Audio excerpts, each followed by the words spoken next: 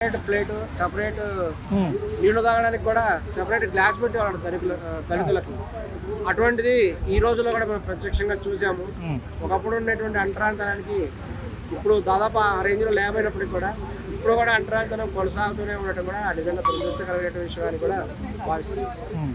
అంటే ఇంకా ఇన్ని కాలం ఎంత మారినా సరే ఇంకా మనుషుల్లో మార్పు రాదంటారు, కొంతమందిలోనే రాలేదంటారా?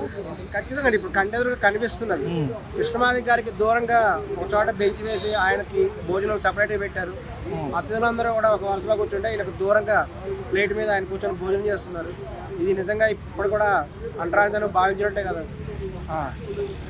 అంటే అంత పెద్ద లీడర్ అలాంటి తప్పు ఎలా చేయగలిగాడు అంటారు? వెంకయ్యనాయుడు గారు లాంటి వ్యక్తి అలా దీని అందరూ కూడా అదే భావిస్తున్నారు. వెంకయ్యనాయుడు స్థాయి వ్యక్తి ఈ విధంగా చేయడం నిజంగా దురదృష్టకరమైన విషయం. ఇది అన్ని మీడియాలో కూడా వైరల్గా వీడియో వచ్చినాయి. దీని మీద కృష్ణమాది గారు ఒక వివరణ ఇస్తే బాగుంటుంది.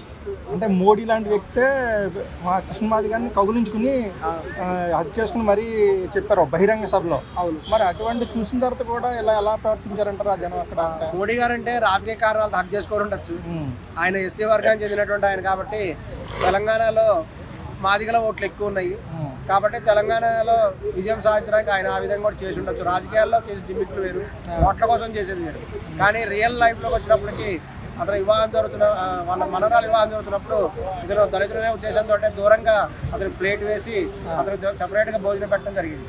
అంటే దీనివల్ల వాళ్ళ ఓట్లు దూరం అయ్యే అవకాశం ఉంటుందంటారా? బీజేపీకి వెంకయ్యనాయుడు గారు చేసుకునే ఎఫెక్ట్ ఉంటుంది కొంచెం. వాళ్ళు ఇప్పుడు వివరణ ఇస్తారు, దానికి ఏదో తగిన వివరణ కూడా ఇవ్వాలి. వాళ్ళు ఇలా ఎందుకు జరిగింది, ఒకవేళ అలా పెట్టినప్పుడు మరి కృష్ణమాది గారికి అంతలా భోజనం చేయాల్సిన అవసరం లేదు కదా.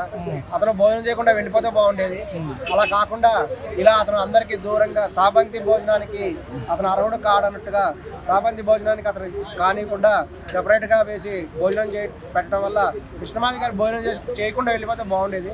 కానీ అతను అక్కడ వేరేగా కూర్చొని భోజనం చేస్తూ ఎంత మీడియా కంటపడటం కూడా నిజంగా అతను చేసినటువంటి పొరపాటుగా భావిస్తుంది. అంటే ఆయన మనసే పెద్దదంటారా? కొంచెం అంత అవమానించినా సరే అక్కడే ఉండి భోజనం చేశారు. తప్పకుండా, ఎందుకంటే అతను దానికి తగినటువంటి వివరణ ఇస్తే బాగుంటుంది.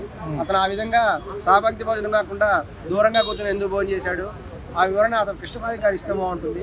లేదంటే వివక్షత ఇంకా కొనసాగుతూ ఉండడానికి కూడా ఇది ప్రత్యక్ష ఉదాహరణ. అవమానం జరిగిందో లేదన్నది ఆయన ఒక మాట చెప్తే ఆయన ఖచ్చితంగా చెప్పాలి.